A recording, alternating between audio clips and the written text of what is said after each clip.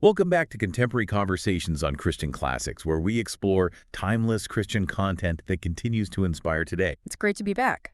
We're continuing our deep dive into Stephen Charnock's The Existence and Attributes of God. Yes. And this time we're focusing on chapter Knowledge of God. Right. This is part 4 of our exploration. It is. And today we're going to uncover some uncomfortable truths about how we often respond to God's infinite knowledge. Yeah. You ready to dive in? I'm absolutely. All right. Let's do it. So it's fascinating how Charnock approaches this topic. Mm-hmm.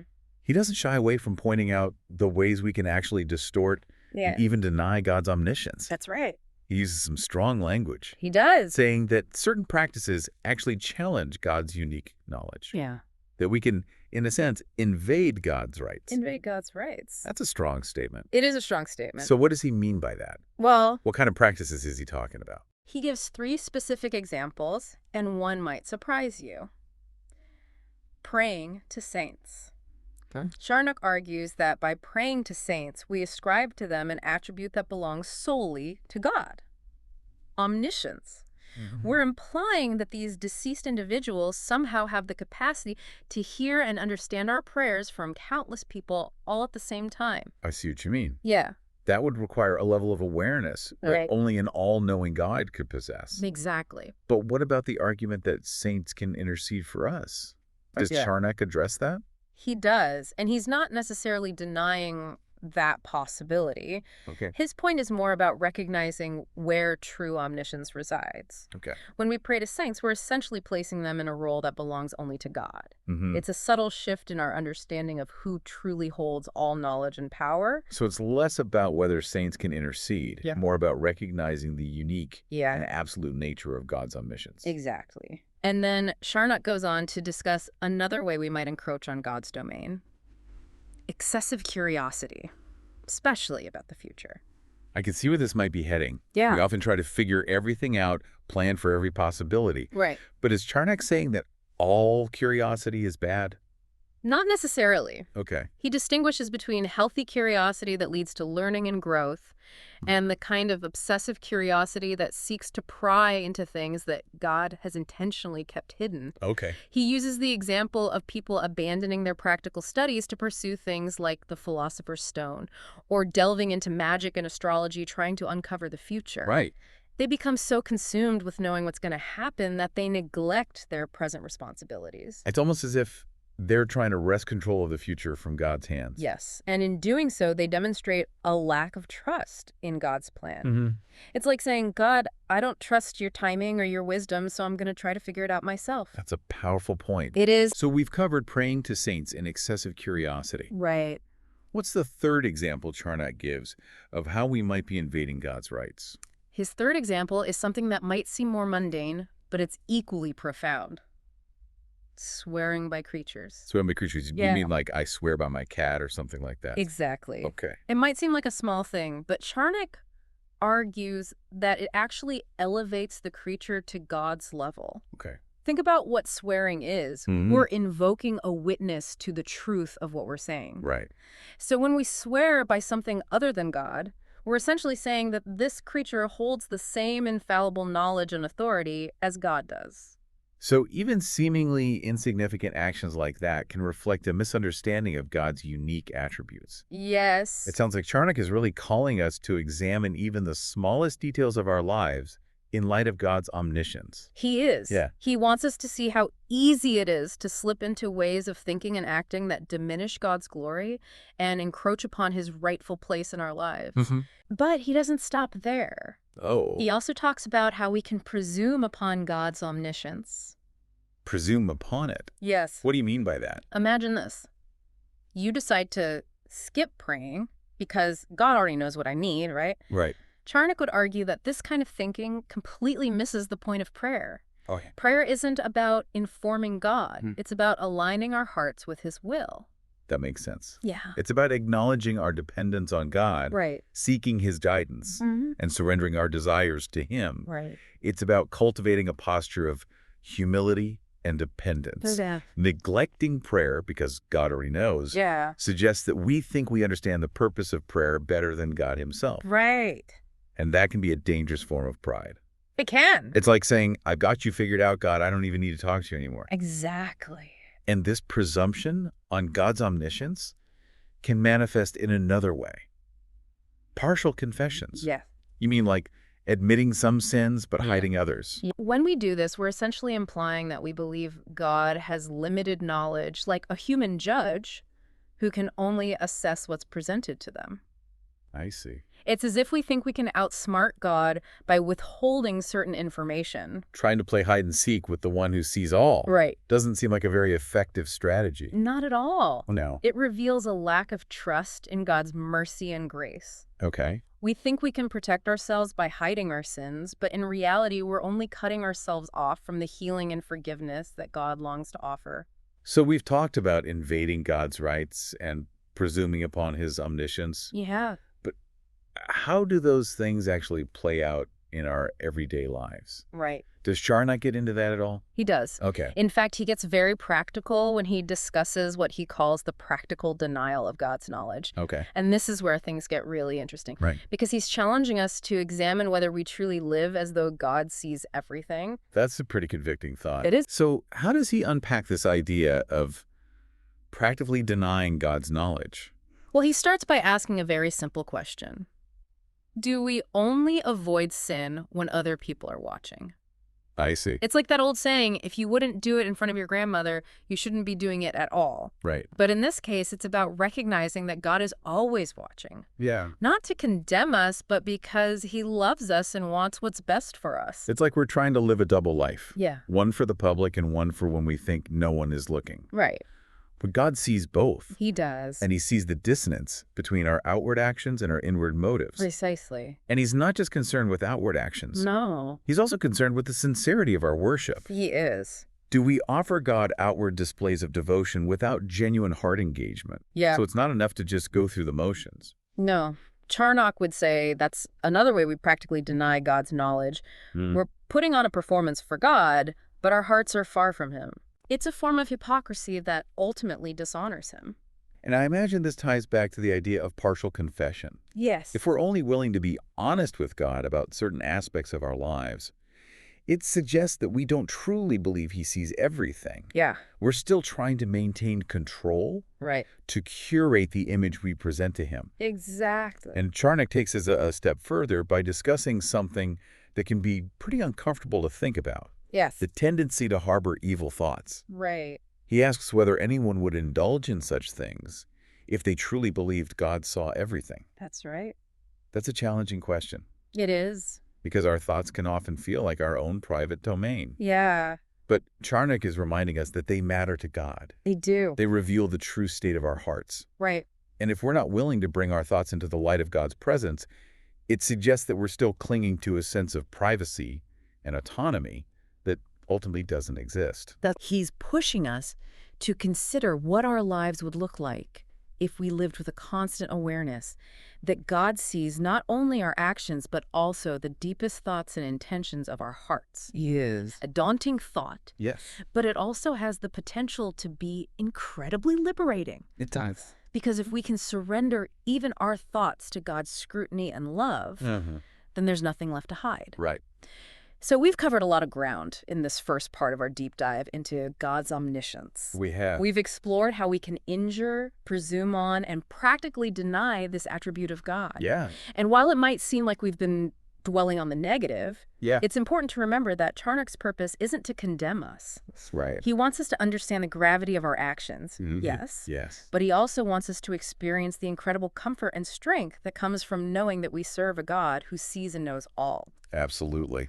And that's exactly what we'll be diving into in the next part of our deep dive. I look forward to it. We'll explore how God's perfect knowledge offers incredible comfort, Yeah. especially in a world that can feel chaotic and uncertain. It's a perspective-shifting truth It is. that can truly anchor us in the midst of any storm. Looking forward to that conversation. Me too. Welcome back to Contemporary Conversations on Christian Classics, where we explore timeless Christian content that continues to inspire today. It's good to be back. We're diving deeper into Stephen Charnock's The Existence and Attributes of God in this series. And today we're picking up our conversation about God's omniscience from chapter 8. Last time we talked about how we can sometimes distort and even deny God's omniscience. Wise. It was pretty convicting stuff. It was. But now I'm excited to shift gears Yeah. and focus on the incredible comfort and strength we can find in this attribute. I think we could all use a little more of that these days. I agree. And Charnock does a brilliant job of revealing the beautiful implications of God's all-knowing nature. He dedicates a significant portion of this chapter to unpacking the comfort we can derive from God's omniscience, Okay. especially in a world that often feels chaotic and uncertain. So where does he begin? Right. What's the first thing that comes to mind when you think about the comfort of God's omniscience? For me, it's the idea that because God knows everything, he is the perfect confidant. Okay. He knows our deepest fears, our secret struggles, the things we're too ashamed to even admit to ourselves. We don't have to pretend with him. This is where that image of God knowing the number of hairs on our head really resonates, right? It does. It's not just about a random fact. Yeah. It's about the intimacy of his knowledge. Yeah. He's aware of every detail of our lives. It is. Even the seemingly insignificant ones. Exactly. And what's even more comforting is that this knowledge isn't just a cold, detached awareness. Right. It's a knowledge that fuels his compassion and his desire to act on our behalf. Okay. He sees us, he knows us, and he cares deeply. So it's not just that he sees, right, but that he cares. Yes. Charnock uses the beautiful imagery of God seeing the Israelites suffering in Egypt. Okay. He says in Exodus chapter 3, verses 7 and 8, Okay. I have surely seen the affliction of my people who are in Egypt and have heard their cry because of their taskmasters. I know their sufferings. Right. And then he goes on to say, I have come down to deliver them. Powerful. This reminds us that God's knowledge isn't passive. Right. It leads to action. He sees our pain and he moves to alleviate it. That's so encouraging, especially when we're going through difficult seasons. Yeah. Knowing that God sees our struggles and is actively working on our behalf can make all the difference. It really can. Yeah. And Charnock goes on to highlight how God's omniscience makes him a solid anchor for our trust. Okay. We can rely on his promises, his mercy, his goodness, because we know he understands our situation perfectly. I see. We don't have to spend time explaining everything to him. Yeah. He already gets it. And he has a perfect track record of faithfulness. Right. He's never broken a promise, and he never will. That's right. His knowledge combined with his other attributes makes him completely trustworthy. Yes. Which is especially comforting when we're facing opposition or persecution, wouldn't you say? Absolutely. Charnock reminds us that God sees the schemes of those who oppose his church. Okay. He gives the example of Sennacherib's plot against Jerusalem in Isaiah 37. Okay. Where God says to Sennacherib, Yeah. I know your dwelling place, you're going out and you're coming in and your rage against me. It's like God is saying, I see what they're up to and I'm not going to let them get away with it. So even when it feels like our enemies are winning, God is still in control. He is. That's a powerful thought. It is. And Charnock emphasizes that this applies not just to large-scale attacks on the church, but also to the individual struggles we face. Yeah. Whether it's a personal attack, Right. a financial crisis, a health challenge, or a relational conflict, God sees it all. Wow. He's not oblivious to our pain. Right. He's not distant or indifferent. So even when we feel alone in our trials, Yeah. God sees and he cares. Exactly. And this leads to another comforting aspect of God's omniscience. Okay. He knows and cherishes the sincerity of our hearts. So often our motives are misunderstood, even by well-intentioned people. Yeah. But God sees the heart. He does. He knows the intentions behind our actions, even when those actions are imperfect. I see. He sees the good that others might miss, and he values it. I've often struggled with feeling like I have to prove myself to others. Right. To show them that I'm doing things for the right reasons. Yeah. But if God sees the heart, then maybe I can let go of that need for external validation. Right. It's a very freeing thought. I think there's a lot of freedom in that. And it's not just about our good intentions. Okay. He also sees the struggles we face with our own sinfulness. Right. Those times when we feel like we're taking 2 steps forward and 1 step back. Yeah. He's not just keeping track of our failures. Okay. He's noticing our progress, however small it might seem to us. That's so important. Because we can be so hard on ourselves. We can. But if God sees our efforts and he's not discouraged by our stumbles, right, then maybe we can extend a little more grace to ourselves as well. Right. And Charnock reminds us that God sees every tear, every groan, Yeah. every sincere effort we make to turn away from sin and toward him. Okay. He's not surprised or disappointed by our weaknesses. Right. He knows our frame, as he puts it, remembering that we are but dust. That brings such freedom because we don't have to pretend to be perfect in front of God. We don't. He sees the mess, and he loves us anyway. He does. And knowing that God sees and understands our weaknesses is such a relief. Yeah. Because it means we can come to him just as we are without pretense or masks. We don't have to have it all together before we approach him. We can be completely honest with him, Right. knowing that he understands and loves us unconditionally. He does. Which brings us to another area where God's omniscience offers incredible comfort. Yeah. Forgiveness. Yes. We'd be confident in his forgiveness because we know that he sees the full picture. Right. Exactly. Right.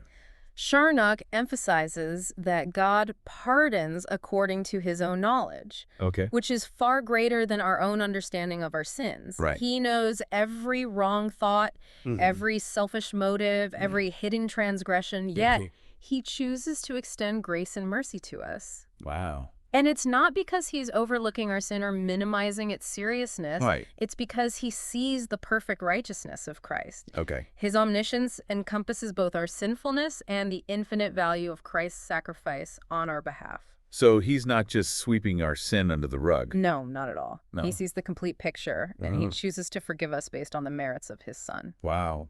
This knowledge should fill us with immense gratitude and joy. It should. We are completely known and completely loved by a God who is both perfectly just and infinitely merciful. That's such a beautiful truth to meditate on. It is. It changes everything about how we approach God and how we view ourselves. It does. But it's not just about receiving comfort. Right. Living in light of God's omniscience also has practical implications for how we live our lives, wouldn't you say? You're absolutely right. Knowing that God sees everything should profoundly impact our choices, our attitudes, and our interactions with others. I see. If we really grasp the fact that God is always present and always aware, Yeah. it will change everything about how we live. So how does Charnock suggest we practically live out this awareness of God's all-knowing nature? Right. What are some specific ways this truth should impact our daily lives? He offers several powerful exhortations, and we'll dive into those after a short break. Welcome back to Contemporary Conversations on Christian Classics, where we explore timeless Christian content that continues to inspire today. Proud to be back. We're wrapping up our deep dive into Stephen Charnock's The Existence and Attributes of God. Right.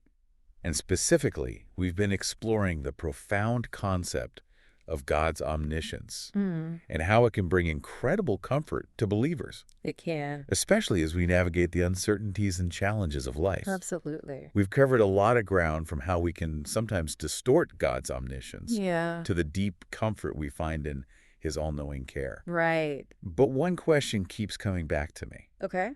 So Yeah. how does knowing that God sees everything actually change the way we live our lives?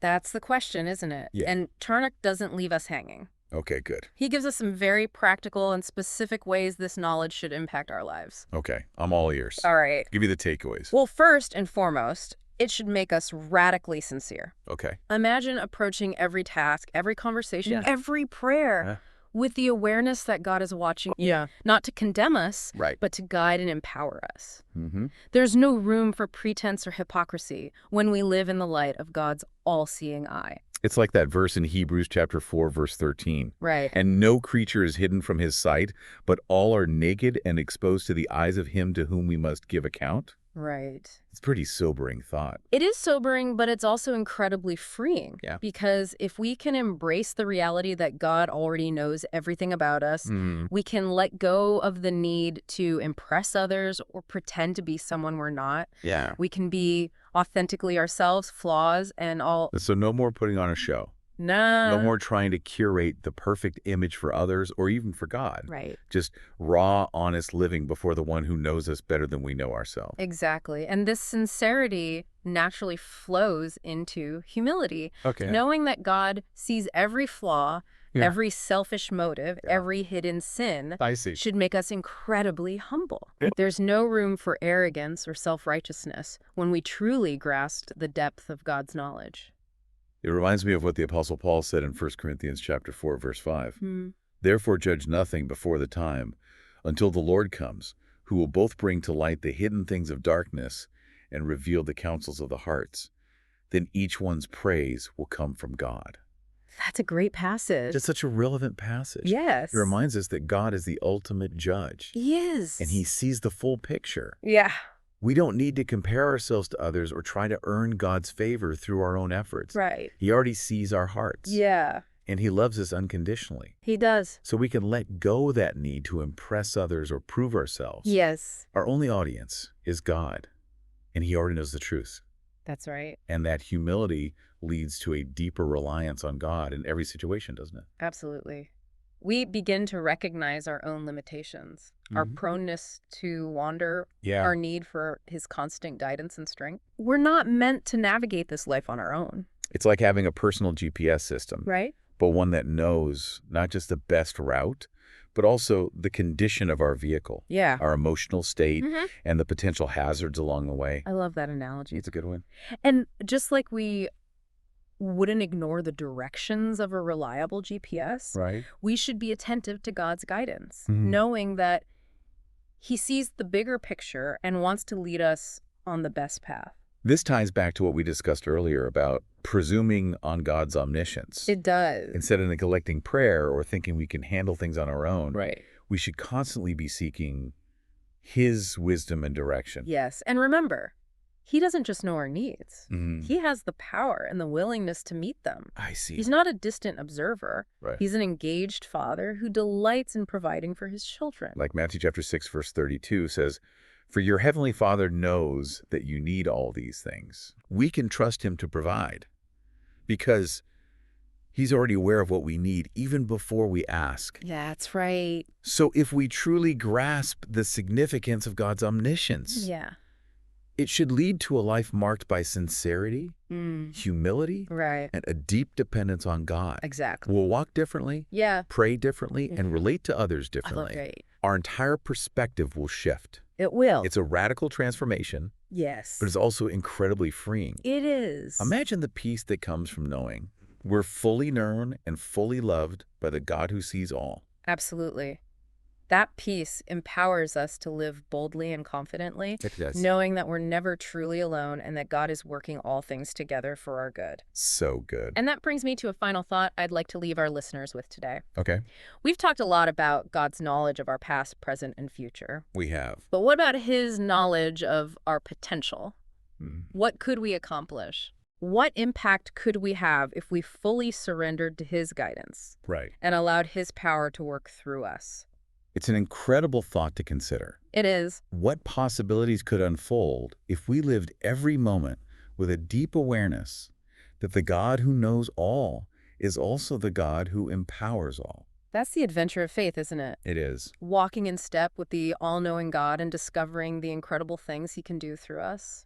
Thank you for joining us on this incredible journey through Stephen Charnock's work on the existence and attributes of God. It's been a pleasure. It's been a real deep dive into a foundational truth of our faith. It has. And a great reminder that God's omniscience is not something to be feared but embraced. Absolutely. It's been a pleasure exploring this with you. Likewise. And don't forget to like, share, and subscribe to Contemporary Conversations on Christian Classics for more explorations into timeless Christian content that continues to inspire today.